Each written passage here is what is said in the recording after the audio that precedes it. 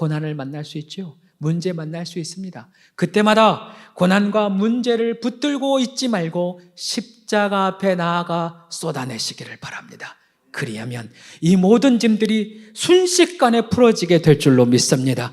주님의 평안, 주님의 기쁨, 주님의 은혜로 우리 안에 가득 채워 주실 줄 믿습니다. 외국인들이 우리나라에 올 때 가장 인상 깊은 것 중 하나가 십자가라고 합니다. 밤하늘에 붉은 십자가가 너무 많으니까 마치 이 한국 땅의 종교가 기독교처럼 여겨지나 봅니다. 십자가는 어떻게 기독교의 상징이 되었을까요? 십자가는 어떻게 교회의 상징이 되었을까요? 오늘 성경은 십자가의 도가 멸망하는 자에게는 미련한 것이요 구원을 얻는 우리에게는 하나님의 능력이다 라고 말씀합니다. 이 말씀을 조금 더 깊이 생각하면 충격적인 사실 하나를 발견하게 됩니다. 십자가의 길이 멸망하는 자에게는 미련하게 보인다. 이것을 반대로 생각하면 십자가의 길을 미련하게 보이는 자는 멸망하는 자다라고 하는 것이 되겠죠. 그런데 생각해 보세요. 우리는 때로 자녀에게 예배보다 공부가 중요하다고 얘기합니다. 하나님의 길보다 성공의 길이 먼저라고 이야기합니다. 일을 할 때나 사업장에서도 마찬가지입니다. 주님의 길을 따라서 가는 것, 타협하지 않고 사는 것, 미련한 것이다. 바보 같은 일이다 생각합니다. 만약 우리가 이와 같이 십자가의 길, 믿음의 길이 바보 같아 보인다면 우리도 멸망하는 자로 살아가는 겁니다. 예수님을 믿고 교회를 다녀도 내 안에 예수님이 있다고 생각하여도 십자가의 길을 미련하게 보이고 오히려 편안한 길, 세상의 길, 넓은 길, 세상 사람들 다 가는 그 길을 간다면 우리도 예수님을 품은 우리마저도 멸망하는 자가 된다는 것입니다. 그렇게 생각하면 이것은 매우 심각한 사건이죠. 우리에게 십자가의 길이 어리석어 보이는 이유는 십자가의 의미를 제대로 알지 못하기 때문입니다. 십자가의 복음을 알지 못하고 또 그 은혜를 내가 경험하지 못했기 때문입니다. 그래서 오늘은 내 안에 예수님의 십자가, 주님의 십자가를 확인하는 시간을 가지려 합니다. 설교의 제목은 예수 십자가를 지시다. 예수 십자가를 지시다입니다. 우리는 먼저 이 십자가가 무엇인지 확인해 보아야 합니다.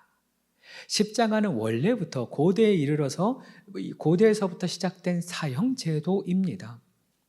사람을 고문하고 찢어서 나무에 매달아 놓는 거예요. 제대로 된 장례를 치를 수도 없습니다. 그냥 나무에 매달아서 죽고 그대로 둡니다. 그래서 성경은 나무에 달린 자마다 저주를 받은 자다라고 기록합니다. 그만큼 끔찍하고 잔인하고 저주받은 사형틀이 십자가인 거예요. 아니 그렇다면 왜 그 십자가에 예수님께서 달리셨나? 성경을 보면 참 재미있는 장면이 등장합니다. 유대인들이 예수님을 잡을 때 예수님의 죄명을 신성모독이다라고 했어요. 당시 신성모독은 유대법에 따르면 돌을 던져 죽이는 겁니다. 그런데 유독 예수님은 유대법을 따라서 처형하는 것이 아니라 로마법, 즉 십자가 사형에 처해지게 됩니다. 당시 이스라엘을 다스리던 총독, 로마 총독이 본디오 빌라도였어요. 우리가 사도신경을 외울 때마다 그 이름이 등장하잖아요. 그 입장에서는 예수님이 죄가 없는데 본인이 하나님이라고 한다고 해서 사형을 줄 수는 없었습니다. 그럼에도 불구하고 백성들이 예수를 못 박아라, 예수를 못 박아라 소리치자 혹시나 밀란이 일어날까 봐, 반란이 일어날까 봐 예수님을 십자가형에 처합니다. 그렇게 예수님은 참 아이러니하게도 유대법의 죄명으로 죄명은 받고 로마법의 사형으로 죽게 된 것입니다. 이것이 과연 우연일까요? 그냥 그렇게 된 것일까요? 그렇지는 않아요.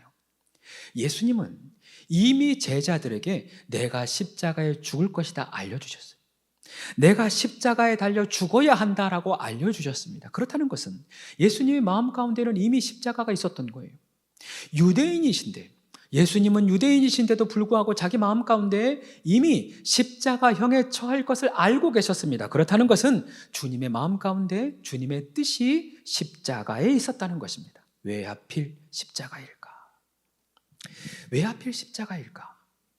이를 이해하기 위해서는 구약의 제사법을 이해할 필요가 있습니다.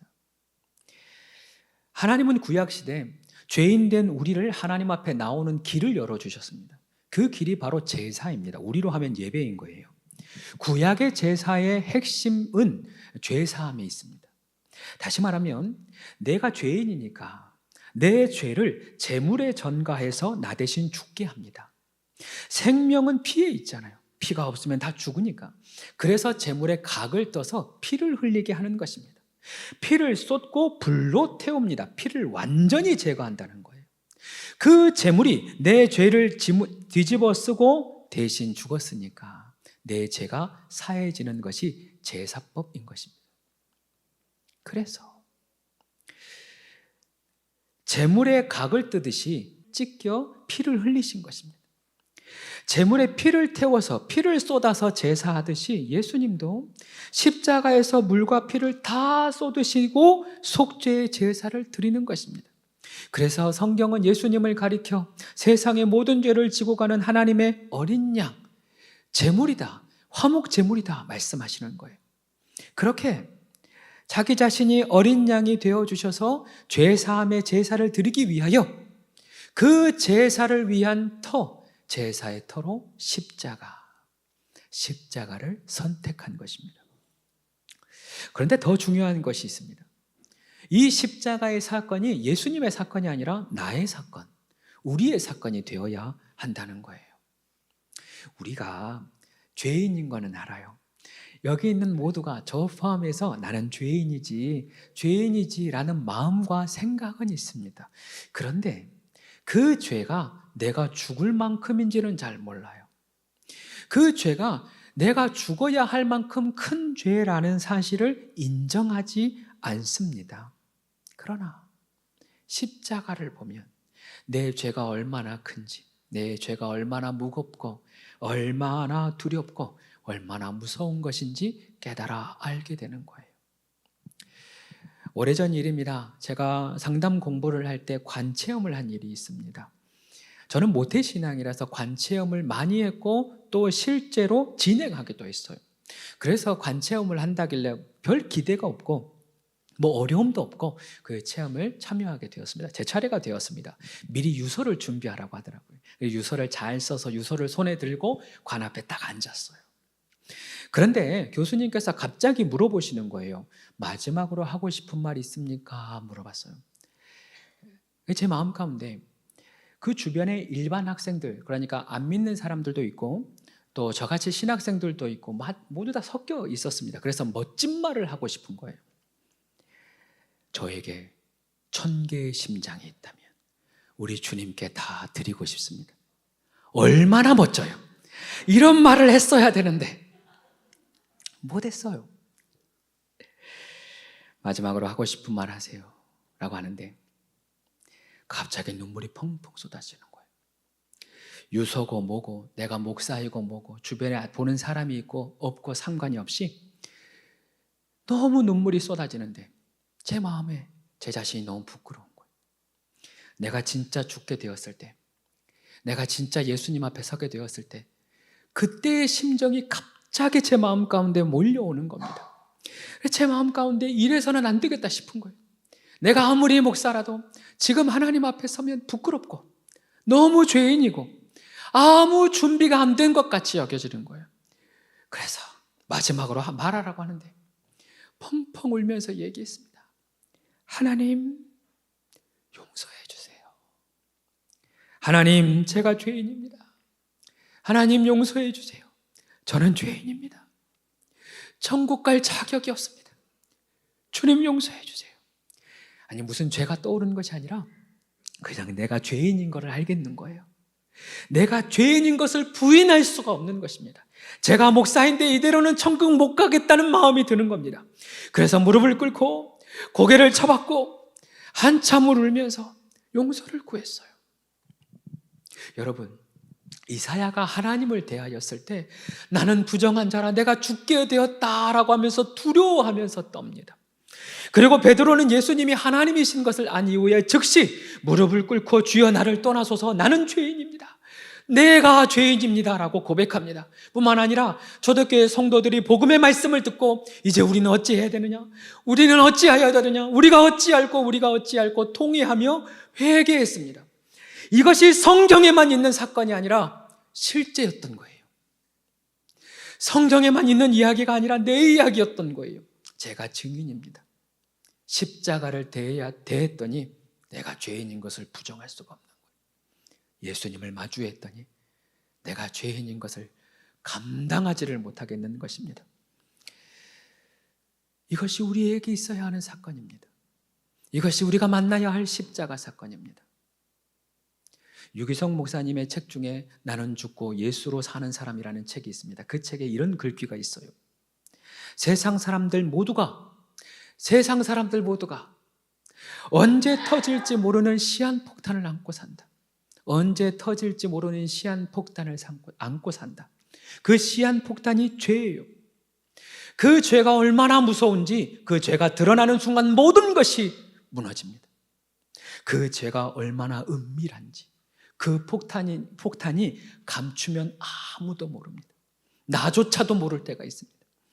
그 죄가 얼마나 끈끈한지 폭탄임을 알면서도 내가 스스로 벗을 수가 없는 거예요.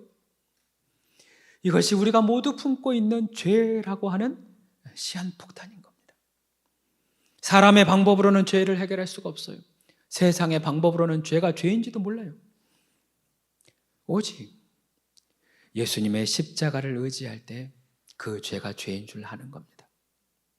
오직 그 못 박힌 예수님을 우리가 마주할 때 우리가 죄를 깨닫고 죄를 회개하며 그 십자가의 은혜로 말미암아 우리 죄가 사함을 얻고 그 십자가의 보혈을 의지할 때만이 주홍 같은 우리의 죄가 흰눈과 같이 씻어집니다. 할렐루야. 사랑하는 여러분, 우리 모두가 이 십자가가 나의 십자가 되어지기를 소망합니다. 이 십자가의 사건이 나의 사건이 되어지기를 축복합니다. 나를 묶고 있던 죄의 시한폭탄 더 이상 묶고 있지 말고 품고 있지 말고 십자가 위에서 자유케 되어지는 오늘 이 시간 되어지기를 축복합니다.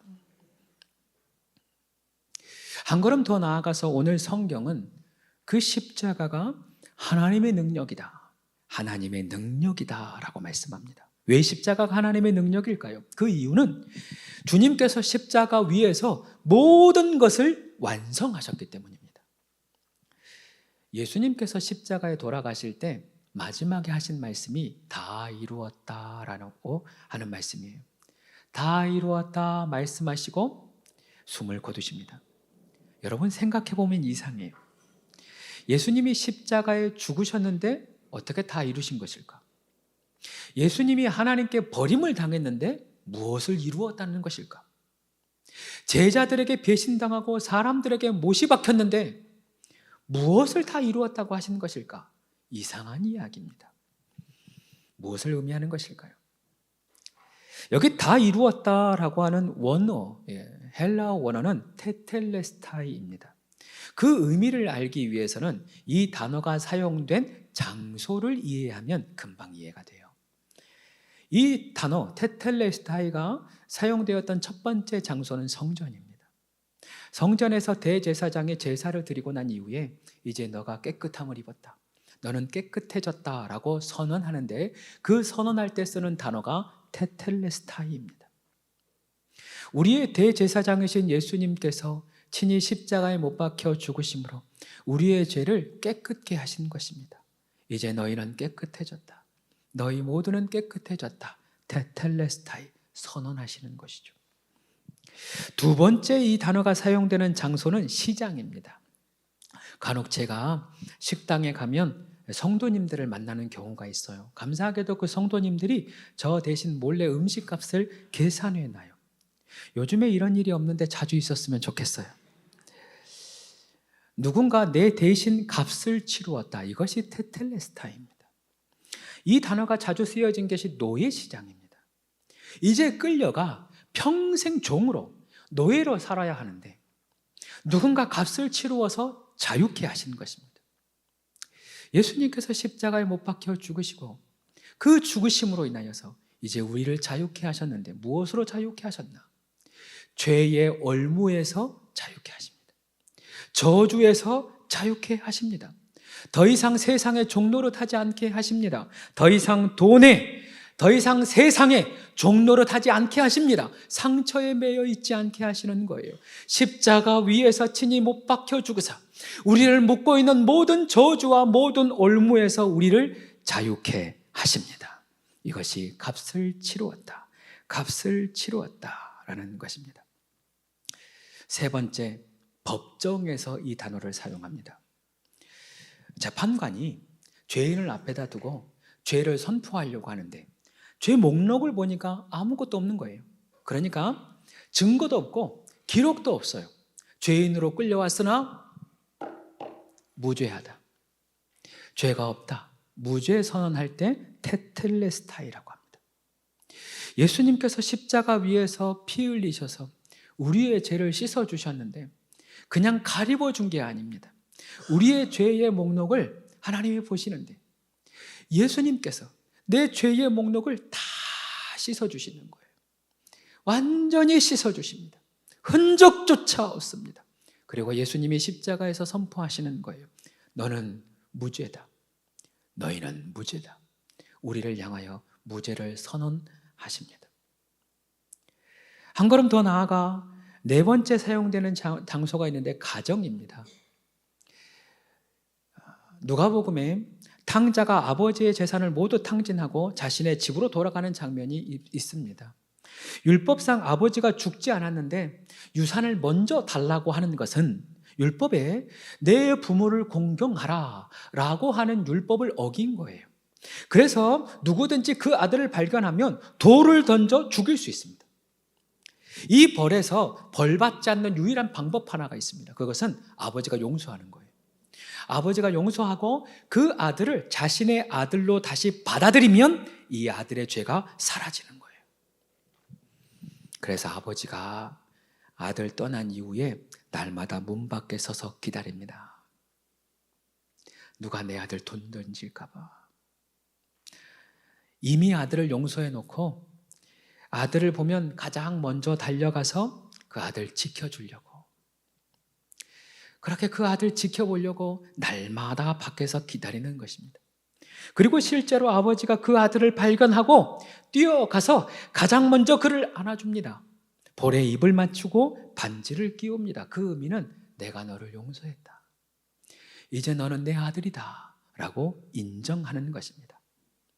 이렇게 아버지가 아들을 용서하고 다시 화목해 되어져서 아들 삼아주시는 이 장면, 이 모든 것을 가리켜 테텔레스타이라고 합니다. 예수님이 십자가의 죽으심으로 원수되었던 하나님과 우리 사이를 다시 화목해 해주셨습니다. 나를 용서하시고 나를 하나님의 아들 삼아주셨습니다. 하나님의 다시 상속자가 되게 해주셨습니다. 아들의 권세, 자녀의 권세를 주십니다. 예수님의 권세를 주십니다. 하나님 나라의 유업 얻을 자로 우리를 삼아 주시는 것입니다. 할렐루야. 중요한 것은 이 모든 것을 예수님이 2000년 전에 십자가 위에서 이미 다 이루셨다는 거예요. 다 이루었다. 다 이루었다 말씀하시는 거예요. 이제 우리는 이 사실을 믿기만 하면 됩니다.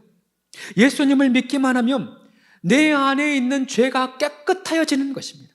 예수님을 믿기만 하면 내가 묶어있던 모든 세상의 올무에서 단번에 자유케 되는 것입니다. 내 죄가 흔적조차 없이 사라지고 하나님의 자녀되는 권세를 가지게 되는 것이고 우리 모두가 주님이 약속한 상속자, 하나님의 위대한 상속자가 되는 것입니다. 얼마나 놀라운 일입니까?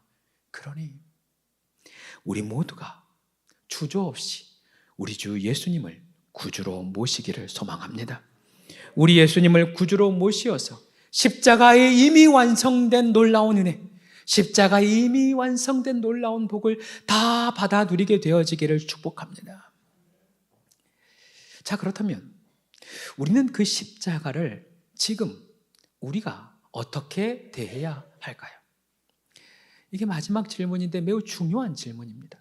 지금 우리는 그 십자가를 무엇으로 받아야 하는가? 무엇으로 받아들여야 하는가? 첫 번째, 그 십자가는 우리에게 하나님의 사랑입니다.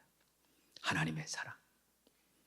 과거의 십자가는 저주의 상징이었지만 이제 주님의 사랑으로 십자가가 증거하고 있는 거예요. 그래서 교회마다 하나님의 아버지의 사랑, 주님의 사랑을 증언하고 있는 것입니다. 우리가 주님을 알기도 전에 주님이 우리를 사랑하셔서 십자가를 지셨죠. 우리가 죄인 되었을 때, 여전히 죄인 되었을 때에 주님께서 우리를 위하여 죽으심으로 우리를 향한 하나님의 사랑을 확증하셨습니다. 누군가가 나는 하나님이 나를 사랑하지 않는 것 같아, 나는 내 안에 하나님의 사랑이 없는 것 같아 라고 말할 때 십자가를 붙들어야 되는 것입니다. 그 십자가를 붙들면 십자가의 사랑이 우리 안에 흘러오는 거죠. 두 번째, 우리는 십자가를 은혜의 증거로 받을 수 있습니다. 십자가는 우리에게 은혜의 증거입니다. 성경은 모든 사람이 죄를 범하였으며 하나님의 영광에 이르지 못하더니 그리스도 예수 안에서 속량으로 말미암아 하나님의 은혜로 값없이 의롭다 하심을 얻은 자가 되었다라고 되었습니다. 다시 말하면 예수님의 십자가와 대속, 그 십자가의 구원, 그 모든 것을 우리가 값없이 은혜로 받는다는 것입니다. 이것은 예수님의 십자가가 값이 싸다는 의미는 아닙니다. 생각해 보세요. 누군가 저에게는 아들이 둘이 있으니까 자기에게 아들 하나를 달라고 얼마를 주면 좋겠냐고 물어봤다고 칩시다. 물론 저도 하루에도 수십 번 제 아들들 모리아산에 갖다 바치고 싶어요. 엊그제도 그런 일이 있었어요. 그렇다고 해서 내 아들을 누군가에게 값을 매기고 팔릴 수는 없어요. 내 아들을 어떻게 값을 주고 돈으로 환산할 수가 있겠어요? 안 되지요. 하물며 하나님의 아들 예수님은 어떻겠습니까? 하물며 온 세상의 창조주 예수님은 어떻겠습니까? 예수님의 십자가 지심을 어떻게 돈으로 환산할 수 있으며 예수님의 십자가 은혜를 어떻게 이 세상의 것으로 값을 매길 수 있겠습니까? 도무지 값을 치를 수가 없기 때문에 그것을 은혜로 주는 거예요. 그래서 주님이 말씀하시는 거예요. 가난한 자도 오라, 돈 없는 자도 오라. 값없이, 돈 없이 누구든지 와서 나와 함께 먹고 마시자고 하는 거예요. 주님의 십자가 위에서 찢기신 살을 먹고 주님이 십자가 위에서 흘리신 보혈을 값없이 은혜로 먹고 마심으로 우리가 새 것이 되고 구원을 얻으라는 것입니다. 그렇습니다. 십자가는 값없이 주시는 하나님의 은혜이지요. 십자가는 죄사함의 은혜요, 구원의 은혜요, 갚을 수 없는 생명의 은혜요, 치유의 은혜입니다. 오늘 이 시간 그 은혜를 구하시기 바랍니다. 그 은혜를 갈망하시기를 바랍니다. 구하고 갈망하는 자에게 약속하신 대로 값없이 은혜로 십자가를 더하여 주실 것입니다. 마지막 세 번째, 십자가는 지금도 우리에게 계속되어지는 즐거운 교환의 장소입니다. 종교개혁자 마르틴 루터는 그 십자가를 향하여 십자가는 즐거운 교환의 장소이다라고 이야기합니다. 그리고 제가 함께 섬겼던 유영호 목사님은 그 즐거운 교환에서 자신의 책에 이렇게 글을 쓰십니다. 한번 읽어드립니다. 들어보십시오. 하나님은 참 이해할 수 없는 교환을 하신다. 인간들이 하나님께 가져온 것은 모조리 쓰레기들 뿐인데 하나님은 그것을 모두 천국의 복으로 바꾸어 주신다. 조금 더 언짢아하거나 짜증내는 일이 없으시다. 오히려 즐거워하신다. 우리가 고통과 절망과 미움과 원망과 분노의 쓰레기, 그 쓰레기를 다 받아주시고 즐거워하신다. 심지어 평안, 행복, 희망, 사랑으로 그것을 바꾸어 주신다. 그렇습니다. 십자가는 오늘 우리에게 즐거운 교환의 장소입니다. 우리가 십자가 바라보며 내 죄를 토해내면 우리 주님은 죄사함을 주십니다. 우리가 십자가를 바라보면 내 안에 해결되지 않는 상처를 토해내면 우리 주님이 그 상처를 씻어주는 것입니다. 우리 안에 있는 저주를 토해내면 우리 주님은 축복으로 바꾸어 주시고, 우리 주님 앞에 십자가 바라보며 내 인생의 무거운 짐, 내 마음의 무거운 짐, 내 안에 답답했던 모든 것들을 다 내려놓으면 주님 그것을 다 받아주시고 거기서 멈추지 아니하시고 그것을 우리 안에 기쁨으로, 평안으로, 찬송으로 바꾸어 주시는 것입니다. 슬픔 대신 희락을, 재 대신 화관을. 우리 주님이 십자가에 마주할 때마다, 우리가 십자가로 향할 때마다 그렇게 바꾸어 주시는 것입니다. 그렇습니다. 십자가가 세상의 사람들에게는 멸망하는 것 혹은 미련한 것으로 보이나 우리 모두에게는 은혜입니다. 우리에게는 축복입니다. 우리에게는 생명입니다. 십자가는 능력이요, 십자가는 사랑이요, 십자가는 은혜요, 십자가는 소망이요, 십자가는 치유요, 십자가는 권세입니다. 사랑하는 여러분, 혹여나 신앙생활 하다가 내 안에 은혜가 떨어질 때가 있어요. 은혜가 메말라질 때가 있어요. 그렇다면 주저없이 십자가를 바라보고 십자가를 구하십시오. 그리하면 십자가의 은혜가 우리 모두에게 흘러오게 될 것입니다. 하나님, 어떻게 나만 사랑하지 않을 수 있습니까? 어떻게 세상 사람들, 저 사람들은 다 사랑하는데 나에게는 왜 사랑을 주시지 않습니까? 그 질문이 든다면 십자가, 사랑의 십자가를 붙드십시오. 그러면 주님의 사랑이 우리에게 흘러오게 될 것입니다. 고난을 만날 수 있죠. 문제 만날 수 있습니다. 그때마다 고난과 문제를 붙들고 있지 말고 십자가 앞에 나아가 쏟아내시기를 바랍니다. 그리하면 이 모든 짐들이 순식간에 풀어지게 될 줄로 믿습니다. 주님의 평안, 주님의 기쁨, 주님의 은혜로 우리 안에 가득 채워 주실 줄 믿습니다. 이제 한 가지 이야기로 오늘의 설교를 마치려고 합니다. 존 버년의 철로역정이라고 하는 책이 있지요. 주인공의 이름이 크리스천입니다. 이 크리스천이 장망성에 살고 있는데 어느 날부턴가 자신의 어깨에 큰 짐이 있는 거예요. 이 짐을 벗으려고 해도 벗어지지 않습니다. 심지어 날이 갈수록 커집니다. 이 짐을 어떻게 하나, 이 짐을 어떻게 하나, 도무지 벗어지지 않는 짐을 매일 메고 다니는데 어느 날 전도자가 이상한 이야기를 하는 거예요. 저 멀리 빛을 따라가면, 그 빛을 따라가면 그곳에서 그 짐이 벗어질 거라고 하는 거예요. 그 전도자의 이야기가 도무지 귀에서 사라지지가 않는 것입니다. 그래서 결심을 하고 드디어 잠망성을 벗어납니다. 그 빛을 향하여 뒤도 돌아보지 아니하고 뛰어갑니다. 그리고 마침내 그 빛이 있던 언덕, 그 언덕에 도달하니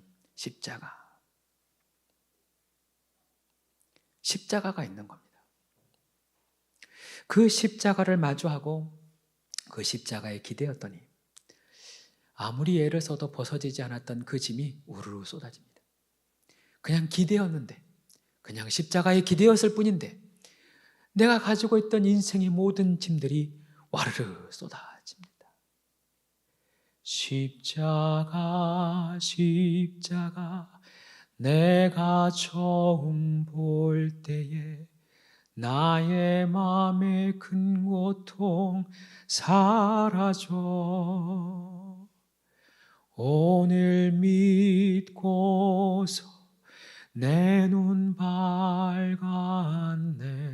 참 내 기쁨 영원하도다.